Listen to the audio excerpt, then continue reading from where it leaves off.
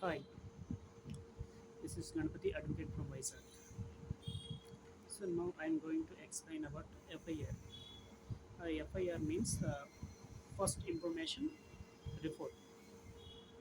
ఇది ఎవరిస్తారు అనేది అంటే మనం ఏదైనా అఫెన్స్ అక్కరవుతే మనం పోలీస్ స్టేషన్కి వెళ్ళి కంప్లైంట్ రైట్ చేయాలి.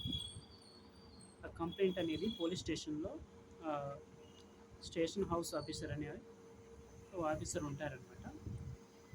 తన దగ్గర మనం ఎఫ్ఐఆర్ అనేది ఫైల్ చేయాలి. అంటే ఓవరాల్గా కానీ రిటర్న్ స్టేట్మెంట్లో కానీ ఎఫ్ఐఆర్ అనేది తీసుకుంటారు. సో ఎఫ్ఐఆర్ అనేది ఏంటంటే ఎఫ్ఐఆర్ ఫైల్ చేస్తేనే మన కోర్టులో ప్రొడ్యూస్ చేయడానికి ఉంటుంది. ఎఫ్ఐఆర్ ఫైల్ చేయకుండా మనం ఏమి కూడా చేయలేము. అంటే ఏ అఫెన్స్ కూడా సొల్యూషన్ అనేది మనం ఫైండ్ అవుట్ చేయలేమన్నమాట. సో ఒకవేళ ఈ ఎఫ్ఐఆర్ అనేది రిప్యూట్ చేసి తిరస్కరించారనుకో పోలీస్ ఆఫీసర్ ఏం చేయాలి అంటే there are so many provisions provided by law. అయితే ఒకవేళ ఆ ఎస్హెచ్ఓ ఎవరైతే ఉన్నారో స్టేషన్లో వాళ్ళు ఎఫ్ఐఆర్ అనేది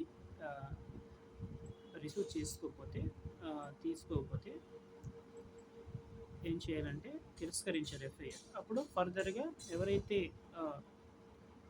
అబోవ్ ఆఫీసర్ ఉన్నారో సూపరింటెండెంట్ కానీ ఇంకా చాలా ర్యాంక్స్ ఉంటాయి, వాళ్ళు ఎవరు ఎస్పీని కానీ వాళ్ళని మనం కన్సల్ట్ అయ్యి వాళ్ళకి కంప్లైంట్ చేయాలన్నమాట ఈ విధంగా. సో వాళ్ళు అప్పుడు ఈ యొక్క ఇష్యూని వాళ్ళ దగ్గర తీసుకెళ్ళిన తర్వాత వాళ్ళు కంప్లైంట్ తీసుకొని దాన్ని ఇన్వెస్టిగేషన్కి ప్రొసీడింగ్స్ అనేవి స్టార్ట్ చేస్తారన్నమాట.